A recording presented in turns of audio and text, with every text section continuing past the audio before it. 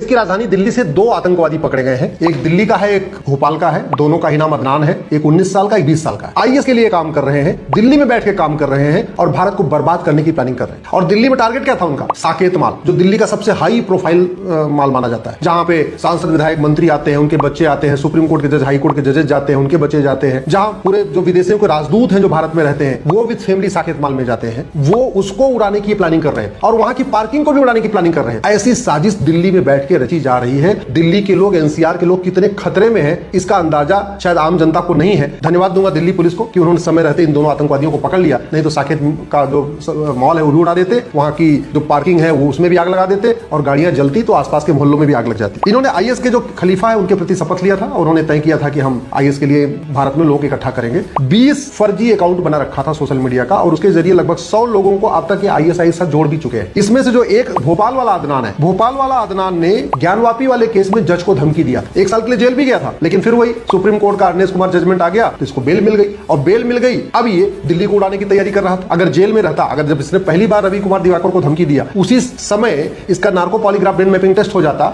और इसको 20-50 साल सजा हो जाती, इसकी प्रॉपर्टी जब हो जाती, इसकी सिटीजनशिप खत्म हो गई होती, तो आज ये दिल्ली को उड़ाने की साजिश नहीं रचता। मैं पहले भी कई बार कह चुका हूं, भारत में जो अलगाववाद है, आतंकवाद है, जिहाद है, मजहबी उन्माद है, इसके लिए जितना जिम्मेदार सरकार है उतना ही जिम्मेदार सुप्रीम कोर्ट है। देश की राजधानी दिल्ली से दो आतंकवादी पकड़े गए हैं। एक दिल्ली का है, एक भोपाल का है। दोनों का ही नाम अदनान है। एक 19 साल का, एक 20 साल का है। 19 और 20 साल की अवस्था में जब बीए, बीएससी, बीकॉम करना चाहिए, इंजीनियरिंग करना चाहिए, मेडिकल करना चाहिए, कुछ और प्रोफेशनल कोर्स करना चाहिए, उस समय ये दो के दोनों अदनान आईएस के लिए काम कर रहे हैं, दिल्ली में बैठ के काम कर रहे हैं और भारत को बर्बाद करने की प्लानिंग कर रहे हैं। आप जब सोचिए, अगर ये दिल्ली तक पहुंच सकते हैं तो मुर्शिदाबाद तो इनके लिए पहुंचना बहुत आसान है, बिहार, बंगाल, असम और बाकी अन्य स्थानों में पहुंचना बहुत आसान है अगर वो देश की राजधानी दिल्ली में ये काम कर सकते हैं। और दिल्ली में टारगेट क्या था उनका? साकेत माल, जो दिल्ली का सबसे हाई प्रोफाइल माल माना जाता है, जहां पे सांसद, विधायक, मंत्री आते हैं, उनके बच्चे आते हैं, सुप्रीम कोर्ट के जज, हाई कोर्ट के जजेस जाते हैं, उनके बच्चे जाते हैं, जहां पूरे जो विदेशियों के राजदूत हैं जो भारत में रहते हैं वो विद फैमिली साकेत माल में जाते हैं। वो उसको उड़ाने की प्लानिंग कर रहे थे और वहां की पार्किंग को भी उड़ाने की प्लानिंग कर रहे थे। साकेत माल क्यों उड़ाना चाहते थे? पूरी दुनिया में खबर जाएगी कि इतने सांसद मारे गए, इतने विधायक मारे गए, इतने उनके बच्चे मरे, इतने जजेस के बच्चे मरे, या इतने एम्बेसीज के लोग मरे, विदेशी राजदूत मरे। दूसरा, वहां की पार्किंग, चूंकि बड़े लोग आते हैं तो बड़ी गाड़ियां आती हैं, छोटी गाड़ियों की जो पेट्रोल टैंक होती है वो 30 लीटर की होती है, 35 लीटर की होती है। साकेत माल में जो लोग आते हैं वो बड़ी बड़ी गाड़ियां लेके आते हैं, तो एसयूवीज लेके आते हैं, फॉर्च्यूनर लेके आएंगे, मर्सिडीज लेके आएंगे, जिनकी जो पेट्रोल की टैंक होती है वो 55 लीटर 60 लीटर की होती है। तो स्वाभाविक सी बात है, वहां अगर पार्किंग में आग लगाएंगे तो कई दिन तो बुझाने में लग जाएगा, क्योंकि हजारों की संख्या में गाड़ियां और एक एक गाड़ी में 50-50 लीटर टैंक, 50-50 लीटर तेल, 60-60 लीटर तेल, तो वो धमाका भी, वो आगजनी भी, वो भी दुनिया में एक, कहते नहीं, उसका भी पूरी दुनिया में एक संदेश जाता। ऐसी साजिश दिल्ली में बैठ के रची जा रही है। दिल्ली के लोग, एनसीआर के लोग कितने खतरे में हैं, इसका अंदाजा शायद आम जनता को नहीं है, लेकिन एजेंसीज को पता है। धन्यवाद दूंगा दिल्ली पुलिस को कि उन्होंने समय रहते इन दोनों आतंकवादियों को पकड़ लिया, नहीं तो साकेत का जो मॉल है वो भी उड़ा देते, वहाँ की जो पार्किंग है वो उसमें भी आग लगा देते और गाड़ियाँ जलती तो आसपास के मोहल्लों में भी आग लग जाती। इन्होंने आईएस के जो खलीफा है उनके प्रति शपथ लिया था और उन्होंने तय किया था कि हम आईएस के लिए भारत में लोग इकट्ठा करेंगे। 20 फर्जी अकाउंट बना रखा था सोशल मीडिया का और उसके जरिए लगभग 100 लोगों को अब तक ये आईएसआई के साथ जोड़ भी चुके हैं। 19 साल और 20 साल की उम्र है, 20 फर्जी अकाउंट चल रहे हैं और 100 लोगों को अब तक ये भर्ती भी कर चुके हैं। इसमें से जो एक भोपाल वाला अदनान है, भोपाल वाला अदनान ने ज्ञानवापी वाले केस में जज को धमकी दिया था। ये जो भोपाल वाला अदनान है ये खिलजी के नाम से फर्जी अकाउंट बना के चलाता था, इंस्टाग्राम अकाउंट, और खिलजी के नाम के अकाउंट से इसने रवि दिवाकर जी को धमकी दिया था जब उन्होंने ज्ञानवापी में सर्वे कराने का आदेश दिया था।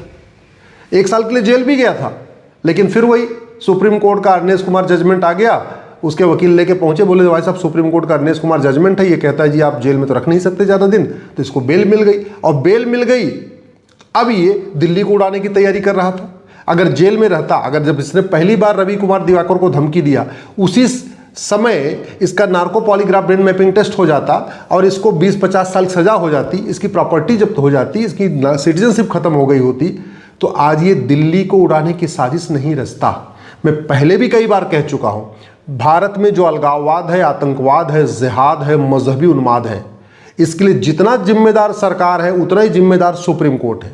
क्योंकि सरकार को भी कानून बनाने में पता नहीं क्यों इतना उसको सोचना पड़ रहा है कि विदेशों जो अमेरिका के कानून है, सिंगापुर के कानून है, चीन के कानून को भारत में ले ले। और दूसरा, सुप्रीम कोर्ट के जजेस को मानवाधिकार की चिंता रहती है। ये जो दोनों अदनान दिल्ली में बैठ के दिल्ली को उड़ाने की तैयारी कर रहे थे, शॉपिंग मॉल को उड़ाने की तैयारी, उनको पता था कि यहाँ खूब मानवाधिकार की बात होगी, हम पकड़े जाएंगे तो कहेंगे जब तक साबित नहीं हो जाता तब तक हम निर्दोष हैं। तो एक काम करो, इनको जमानत दे दो। अरनेश कुमार जजमेंट है ये सुप्रीम कोर्ट का। अरनेश कुमार जजमेंट दिखा दिखा के अलगाववादी भी अपनी जमानत ले रहे हैं, आतंकवादी भी अपनी जमानत करा रहे हैं, माओवादी भी जमानत करा रहे हैं, नक्सली भी जमानत कर रहे हैं, साइबर फ्रॉड वालों की भी जमानत हो रही है। घूसखोर, कमीशनखोर, दलाल, कटमनी, तोलाबाजी, हवालाबाजी, नशा तस्करी, मानव तस्करी, सोना तस्करी, हथियार तस्करी, जितने भी अपराधी हैं सब वो सुप्रीम कोर्ट का अरनेश कुमार जजमेंट दिखाते हैं और डिस्ट्रिक्ट कोर्ट के जज और हाई कोर्ट के जज मजबूर हैं कि उनको जमानत दे दें। ये चल रहा है भारत में। मुझे समझ में नहीं आ रहा इसको हम कब सोचेंगे कि मानवाधिकार मानव का होता है, दानव का नहीं। एक सवाल जरूर यहां बनता है कि भारत का अदनान ISIS के लिए काम क्यों करता है, चीन, जापान, सिंगापुर का अदनान ISIS के लिए काम क्यों नहीं करता? अदनान तो वहां पे भी है। आखिर भारत का अदनान भारत में बैठे बैठे, भारत की राजधानी में बैठ के वहां के सबसे बड़े शॉपिंग मॉल को उड़ाने की तैयारी करता है, प्लानिंग करता है, 12 बार रेकी करता है। अमेरिका, रूस, जर्मनी का अदनान वहां के शॉपिंग मॉल को उड़ाने की तैयारी क्यों नहीं करता, 12 बार रेकी क्यों नहीं करता? भारत का अदनान भारत में बैठे बैठे भारत के खिलाफ साजिश करता है। अरब, दुबई, कुवैत का अदनान अरब, दुबई, कुवैत के खिलाफ साजिश क्यों नहीं करता? इस पर सांसद, विधायक, मंत्री के साथ साथ माननीय सुप्रीम कोर्ट के जजों को भी सोचना पड़ेगा। मैं पहले भी कह चुका हूं, फिर कह रहा हूं, भारत की कोई समस्या लाइलाज नहीं है, भारत की कोई समस्या विश्वव्यापी नहीं है। जो समस्याएं भारत में है अरब, दुबई, कुवैत, बहरीन में नहीं है। जो समस्याएं भारत में है चीन, जापान, सिंगापुर में नहीं है। जो समस्या भारत में है वो अमेरिका, रूस, जर्मनी में नहीं है। भारत में समस्याएं इसलिए है क्योंकि हमारा कानून घटिया है, हमारी पुलिस व्यवस्था बहुत पुरानी हो चुकी है, हमारी न्यायिक व्यवस्था सड़ चुकी है। यहाँ पे आतंकवादियों के मानवाधिकार की चिंता की जाती है, अलगाववादियों के मानवाधिकार की चिंता की जाती है। भारत में अराजकता इसलिए है क्योंकि यहाँ पे झूठ बोलना गंभीर अपराध नहीं है, झूठी गवाही देना गंभीर अपराध नहीं है। भारत में झूठ पकड़ने के लिए नार्को पॉलीग्राफ ब्रेन मैपिंग कानून नहीं है। भारत में इतनी अराजकता इसलिए है क्योंकि यहाँ गुलामी की पुलिस व्यवस्था चल रही, गुलामी की शिक्षा व्यवस्था चल रही, गुलामी की प्रशासनिक व्यवस्था चल रही, गुलामी की न्यायिक व्यवस्था चल रही है। भारत में इतनी अराजकता इसलिए है कि मजहब के आधार पर विभाजन हो गया, इसके बावजूद मजहब के आधार पर नियम कानून चल रहा है। मजहब के आधार पर आज भी मंत्रालय और आयोग चल रहा है। मजहब के आधार पर विभाजन हो गया, इसके बावजूद मजहब के आधार पर लोन वजीफा बट रहा है। मजहब के आधार पर विभाजन हो गया, इसके बावजूद मजहब के आधार पर स्कूल और कॉलेज और यूनिवर्सिटी चल रहा है। भारत की में इतनी अराजकता इसलिए है कि हमने, मुगल चले गए लेकिन मदरसों को बंद नहीं किया, अंग्रेज चले गए फिर भी मिशनरी स्कूल, मॉन्टेसरी स्कूलों को बंद नहीं किया। कहते हम आज़ाद हो गए, 75 साल से हम आज़ादी की वर्षगांठ मना रहे, लेकिन आज तक हमने अपनी जो भारतीय चिकित्सा व्यवस्था थी, जो वैदिक चिकित्सा व्यवस्था थी, जिसमें वसुधैव कुटुंबकम सिखाया जाता था, नारी तू नारायणी सिखाया जाता था, सर्वमंगल मांगल्य सिखाया जाता था, सर्वे भवन सुखना सिखाया जाता था, जिसमें अष्टांग योग सिखाया जाता था, जिसमें यम नियम का पालन करना सिखाया जाता था, जिसमें धर्म क्या है ये सिखाया जाता था, उस शिक्षा व्यवस्था को हमने लागू नहीं किया। भारत में अराजकता इसलिए चल रही है कि अधर्म को भी प्रोटेक्ट किया जाता है रिलीजन के नाम पे। धर्म का उल्टा अधर्म होता है, धर्म का उल्टा अधर्म होता है, और अधर्म का नाश करना ये सरकार का कर्तव्य है। अधर्म का नाश करना ये सुप्रीम कोर्ट का कर्तव्य है। अधर्म का नाश करना ही कलेक्टर, कप्तान और जज की ड्यूटी है। दुर्भाग्यवश कलेक्टर, कप्तान, जज हर जगह कहीं न कहीं उनको अधर्मियों के मानवाधिकार की चिंता है, इसलिए भारत में अराजकता है। तो समाधान क्या है? समाधान ये है कि सबसे पहले यहाँ पे समान शिक्षा लागू किया जाए।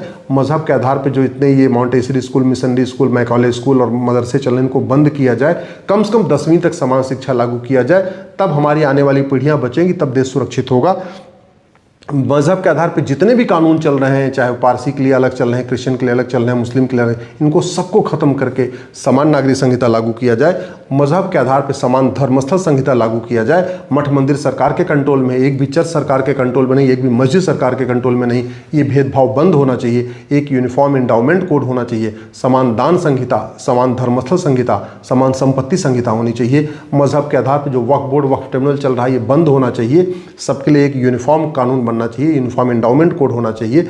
जो अंग्रेज़ों के समय में ज़मीन बांटी गई थी 99 साल की लीज पे चर्चेज मिशनरीज को, वो ज़मीन वापस लेना चाहिए। जो अंग्रेज़ों के समय में या देश आज़ाद होने के बाद वक्फ बोर्ड ने 40 लाख एकड़ ज़मीन पे कब्जा कर रखा है, वो ज़मीन वापस लेना चाहिए भारत में। अब मज़हब के आधार पर अगर भेदभाव चला तो भारत की बर्बादी तय है। भारत को अगर बचाना है तो हमें गुलामी की शिक्षा के साथ साथ गुलामी की पुलिस व्यवस्था बदलनी पड़ेगी, गुलामी की प्रशासनिक व्यवस्था बदलनी पड़ेगी, गुलामी की न्यायिक व्यवस्था बदलनी पड़ेगी, घुसपैठ नियंत्रण कानून बनाना पड़ेगा, धर्मांतरण नियंत्रण कानून बनाना पड़ेगा, जनसंख्या नियंत्रण कानून बनाना पड़ेगा। भारत को अगर बचाना है तो जो बाहर से फंडिंग आ रही है भारत को बर्बाद करने के लिए, चाहे वो काला धन से फंडिंग हो रही है, चाहे हवाला के जरिए फंडिंग हो रही है, FCRA के जरिए फंडिंग हो रही है, या जैसे भी फंडिंग हो रही है, इसको रोकने के लिए कानून बनाना पड़ेगा। इन 2 आतंकवादियों ने 20 अकाउंट बना रखा था फर्जी नाम से। क्यों? क्योंकि हमारे देश में भारतीय न्याय संहिता में फर्जी अकाउंट बनाना और फर्जी अकाउंट चलाना कोई गंभीर अपराध नहीं है। अगर भारत को बचाना है तो फर्जी सोशल मीडिया अकाउंट बनाने को गंभीर अपराध घोषित करना पड़ेगा, फर्जी डॉक्यूमेंट बनाने को गंभीर अपराध घोषित करना पड़ेगा। भारत को बचाना है तो फर्जी आधार, फर्जी राशन कार्ड, फर्जी ड्राइविंग लाइसेंस, फर्जी बर्थ सर्टिफिकेट, फर्जी वोटर ID बनाना और बनवाना, दोनों को जघन्य अपराध घोषित करना पड़ेगा। और सबसे बड़ी बात, जो अपराध पैसे के लिए किया जाता है, जैसे ये दोनों अदनान काम कर रहे थे ISIS के लिए, क्योंकि इनको विदेशों से फंडिंग आ रही थी, हवाला के जरिए फंडिंग आ रही थी। तो जब तक जो काम पैसे के लिए होता है, चाहे वो पैसे के लिए घुसपैठियों की मदद की जाती है, पैसे के लिए धर्मांतरण कराया जाता है, पैसे के लिए लफ्ज़ जिहाद किया जाता है, पैसे के लिए ISIS के लिए जो काम करते हैं, जो भी काम पैसे के लिए किया जाता है उसमें 100% प्रॉपर्टी जब्त करने, नागरिकता करने और साल भर के अंदर फांसी देने के लिए कानून बनाना पड़ेगा। तब देश सुरक्षित होगा। नहीं तो आज के नेता, अभिनेता, लेखक, बुद्धिजीवी, पत्रकार, कलमकार 20 से 25 साल के बाद आपके बच्चों को बचाने नहीं आएंगे। लेकिन जिन कानूनों की मैं बात कर रहा हूं, अगर ये कानून बन गए तो आपकी आने वाली पीढ़ियां सुरक्षित रहेंगी।